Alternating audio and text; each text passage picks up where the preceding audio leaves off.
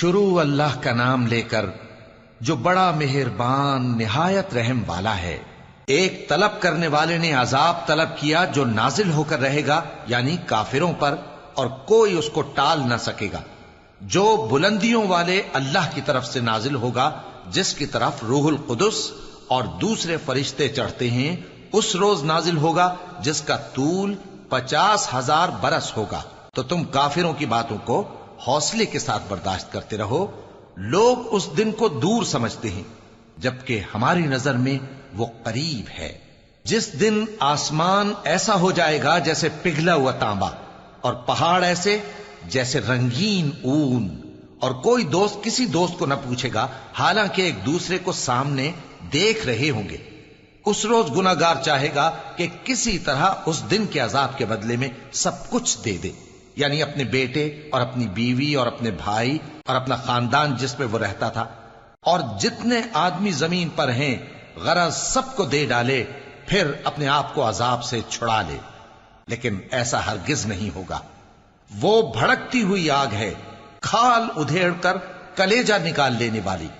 وہ ان لوگوں کو اپنی طرف بلائے گی جنہوں نے دین حق سے اعراض کیا اور منہ پھیر لیا، اور مال جمع کیا پھر سینت سینت کر رکھا۔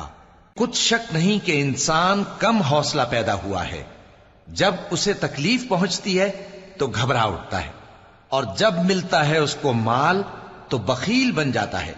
مگر نماز ادا کرنے والے جو نماز کا التزام رکھتے اور ہمیشہ پڑھتے ہیں، اور جن کے مال میں حصہ مقرر ہے، یعنی مانگنے والے کا اور نہ مانگنے والے کا، اور جو روز جزا کو سچ سمجھتے ہیں، اور جو اپنے پروردگار کے عذاب سے خوف رکھتے ہیں، بے شک ان کے پروردگار کا عذاب ہے ہی ایسا کہ اس سے بے خوف نہ ہوا جائے۔ اور جو اپنی شرمگاہوں کی حفاظت کرتے ہیں مگر اپنی بیویوں یا باندیوں سے کہ ان کے پاس جانے میں انہیں کچھ ملامت نہیں، اور جو لوگ ان کے سوا اور طریقے ڈھونڈیں تو وہ حد سے نکل جانے والے ہیں، اور جو اپنی امانتوں اور اپنے عہد و پیمان کا پاس کرتے ہیں، اور جو اپنی گواہیوں پر قائم رہتے ہیں، اور جو اپنی نماز کی پابندی کرتے ہیں، یہی لوگ جنتوں میں عزت و اکرام سے ہوں گے۔ تو اے نبی، ان کافروں کو کیا ہوا ہے کہ تمہاری طرف دوڑے چلے آتے ہیں، دائیں اور بائیں سے گروہ گروہ ہو کر جمع ہوتے جاتے ہیں؟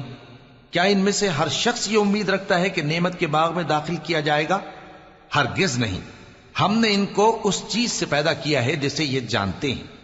پس مشرقوں اور مغربوں کے مالک کی قسم کہ ہم طاقت رکھتے ہیں، یعنی اس بات پر کہ ان سے بہتر لوگ بدل لائیں، اور ہم عاجز نہیں ہیں۔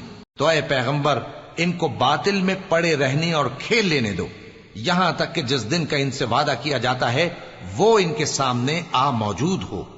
اس دن یہ قبروں سے نکل کر اس طرح دوڑیں گے جیسے کسی مقابلے کے نشان کی طرف دوڑے جا رہی ہوں۔